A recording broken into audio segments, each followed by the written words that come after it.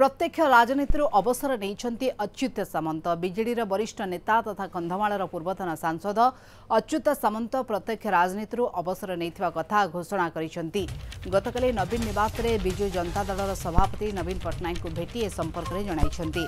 यह सहित उभय राज्यसभा और लोकसभा पर सुजोग देइथिबारु नवीन पट्टनायक को कृतज्ञता जणाइथिले। दीर्घ 32 वर्ष धरी से जारी रखिथिबा समाजसेवा जारी रहिबो एवं समाजसेवा को आहुरी व्यापक करिए बोली अच्युत सामंत कहिसंती। चलित निर्वाचन में से कंधमाल संसदीय क्षेत्र लड़ी पराजित होते।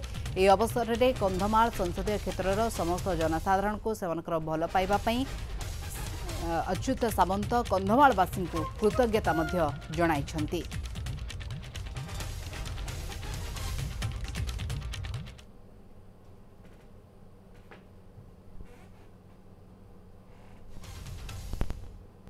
आज मु प्रेस माध्यम रे घोषणा करिया चाहूँगी जे प्रत्येक राजनीति मु अवसर नौची।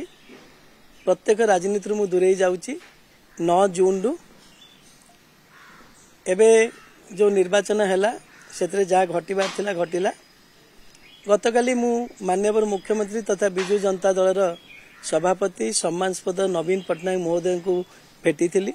तांको पाखरे मु इच्छा प्रकाश करथिली एवं तांको मध्य मु अशेष कृतज्ञता ज्ञापन करथिली जे मते से गोटे सांसद हिसाब रे परिचय देइथिले एवं राज्यसभा लोकसभा रे मेंबर बा सदस्य करथिले एवं तांकर आशीर्वाद कामना करथिली।